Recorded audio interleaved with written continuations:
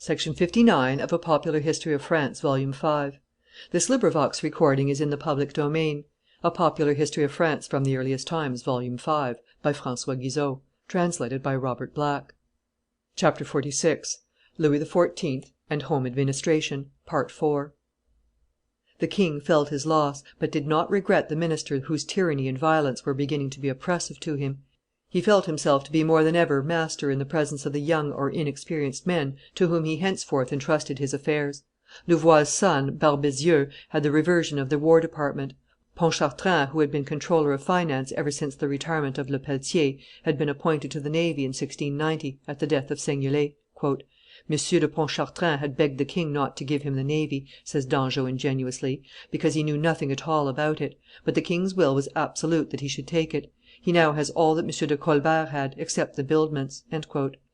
What mattered the inexperience of ministers? The king thought that he alone sufficed for all. God had left it to time to undeceive the all powerful monarch; he alone held out amidst the ruins. After the fathers, the sons were falling around him. Seignelay had followed Colbert to the tomb; Louvois was dead after Michael Le Tellier; Barbezieux died in his turn in 1701. "This secretary of state had naturally good wits, lively and ready conception, and great mastery of details in which his father had trained him early," writes the Marquis of Argenson. He had been spoiled in youth by everybody but his father; he was obliged to put himself at the mercy of his officials, but he always kept up his position over them, for the son of M. de Louvois, their creator, so to speak, could not fail to inspire them with respect, veneration, and even attachment. Louis XIV., who knew the defects of M. de Barbezieux, complained to him, and sometimes rated him in private, but he left him his place, because he felt the importance of preserving in the administration of war the spirit and the principles of Louvois. "Take him for all in all," says St. Simon, "he had the making of a great minister in him, but wonderfully dangerous, the best and most useful friend in the world so long as he was one, and the most terrible, the most inveterate, the most implacable and naturally ferocious enemy. He was a man who would not brook opposition in anything, and whose audacity was extreme." A worthy son of Louvois, as devoted to pleasure as he was zealous in business, he was carried off in 5 days, at the age of 33. The king, who had just put Chamillard into the place of Pontchartrain, made chancellor at the death of Boucherat, gave him the War Department in succession to Barbezieux, "thus loading such weak shoulders with 2 burdens of which either was sufficient to break down the strongest." Louis XIV. Had been faithfully and mightily served by Colbert and Louvois; he had felt confidence in them, though he had never had any liking for them personally. Their striking merits, the independence of their character, which peeped out in spite of affected expressions of submission and deference, the spirited opposition of the one and the passionate outbursts of the other, often hurt the master's pride, and always made him uncomfortable. Colbert had preceded him in the government, and Louvois, whom he believed himself to have trained, had surpassed him in knowledge of affairs as well as aptitude for work. Chamillard was the first, the only one of his ministers whom the king had ever loved. "His capacity was nil," says St. Simon, who had very friendly feelings towards Chamillard, "and he believed that he knew everything and of every sort. This was the more pitiable in that it had got into his head with his promotions, and was less presumption than stupidity, and still less vanity, of which he had none. The joke is, that the mainspring of the king's great affection for him was this very incapacity; he confessed it to the king at every step, and the king was delighted to direct and instruct him, in such sort that he grew jealous for his success as if it were his own, and made every excuse for him." The king loved Chamillard, the court bore with him because he was easy and good natured, but the affairs of the state were imperilled in his hands. Pontchartrain had already had recourse to the most objectionable proceedings in order to obtain money; the mental resources of Colbert himself had failed in presence of financial embarrassments and increasing estimates. It is said that, during the war with Holland, Louvois induced the king to contract a loan. The premier president, Lamoignon, supported the measure. "You are triumphant," said Colbert, who had vigorously opposed it; "you think you have done the deed of a good man. What!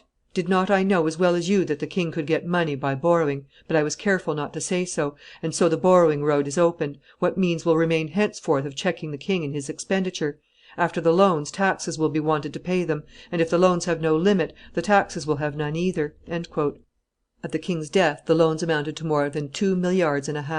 The deficit was getting worse and worse every day; there was no more money to be had, and the income from property went on diminishing. "I have only some dirty acres which are turning to stones instead of being bread," wrote Madame de Sevigne.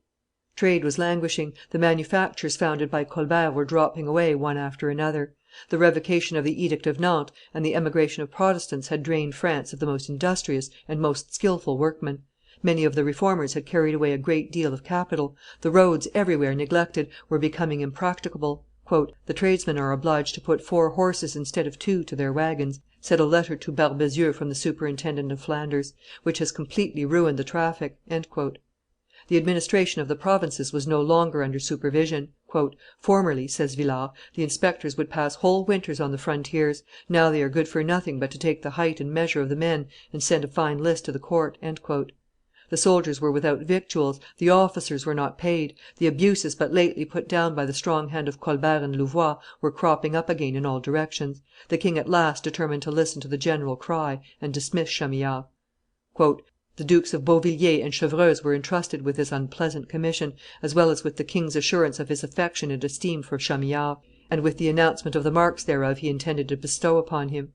They entered Chamillard's presence with such an air of consternation as may be easily imagined, they having always been very good friends of his. By their manner the unhappy minister saw at once that there was something extraordinary, and, without giving them time to speak, 'What is the matter, gentlemen?' he said with a calm and serene countenance. 'If what you have to say concerns me only, you can speak out; I have been prepared a long while for anything.' They could scarcely tell what brought them. Chamillard heard them without changing a muscle, and with the same air and tone with which he had put his first question, he answered, 'The king is master; I have done my best to serve him; I hope another may do it more to his satisfaction and more successfully. It is much to be able to count upon his kindness and to receive so many marks of it.' Then he asked whether he might write to him, and whether they would do him the favor of taking charge of his letter. He wrote the king, with the same coolness, a page and a half of thanks and regards, which he read out to them at once, just as he had at once written it in their presence. He handed it to the 2 dukes, together with the memorandum which the king had asked him for in the morning, and which he had just finished, sent word orally to his wife to come after him to L'Etang, whither he was going, without telling her why, sorted out his papers, and gave up his keys to be handed to his successor. All this was done without the slightest excitement, without a sigh, a regret, a reproach, a complaint escaping him. He went down his staircase, got into his carriage, and started off to L'Etang, alone with his son, just as if nothing had happened to him, without anybody's knowing anything about it at Versailles until long afterwards." Memoires de St. Simon, p. 233. Desmarets in the finance, and Voysin in the war department, both superintendents of finance, the former a nephew of Colbert's, and initiated into business by his uncle, both of them capable and assiduous, succumbed, like their predecessors, beneath the weight of the burdens which were overwhelming and ruining France. "I know the state of my finances," Louis XIV. Had said to Desmarets; "I do not ask you to do impossibilities; if you succeed, you will render me a great service; if you are not successful, I shall not hold you to blame for circumstances." Desmarets succeeded better than could have been expected without being able to rehabilitate the finances of the state. Pontchartrain had exhausted the resource of creating new offices. "Every time your Majesty creates a new post, a fool is found to buy it," he had said to the king. Desmarets had recourse to the bankers, and the king seconded him by the gracious favor with which he received at Versailles the greatest of the collectors (traitants), Samuel Bernard. "By this means everything was provided for up to the time of the general peace," says M. d'Argenson. France kept up the contest to the end.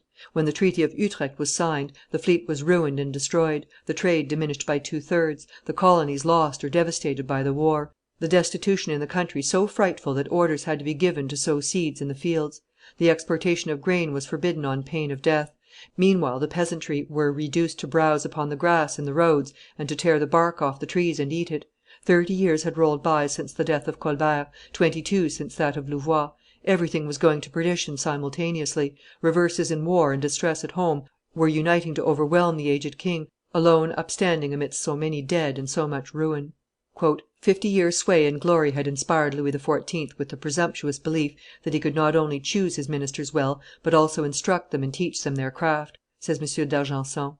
His mistake was to think that the title of king supplied all the endowments of nature or experience. He was no financier, no soldier, no administrator, yet he would everywhere and always remain supreme master. He had believed that it was he who governed with Colbert and Louvois. Those 2 great ministers had scarcely been equal to the task imposed upon them by war and peace, by armies, buildments, and royal extravagance. Their successors gave way thereunder, and illusions vanished. The king's hand was powerless to sustain the weight of affairs becoming more and more disastrous. The gloom that pervaded the later years of Louis XIV.'s reign veiled from his people's eyes the splendor of that reign which had so long been brilliant and prosperous, though always lying heavy on the nation, even when they forgot their sufferings in the intoxication of glory and success. It is the misfortune of men, even of the greatest, to fall short of their destiny. Louis XIV. Had wanted to exceed his, and to bear a burden too heavy for human shoulders. Arbiter, for a while, of the affairs of all Europe, ever absolute master in his own dominions, he bent at last beneath the load that was borne without flinching by princes less powerful, less fortunate, less adored, but sustained by the strong institutions of free countries. William III. Had not to serve him a Conde, a Turenne, a Colbert, a Louvois. He had governed from afar his own country, and he had always remained a foreigner in the kingdom which had called him to the throne; but, despite the dislikes, the bitternesses, the fierce contests of parties, he had strengthened the foundations of parliamentary government in England, and maintained freedom in Holland, whilst the ancient monarchy of France, which reached under Louis XIV. The pinnacle of glory and power, was slowly but surely going down to perdition beneath the internal and secret malady of absolute power, without limit and without restraint. End of Project Gutenberg's Chapter 46.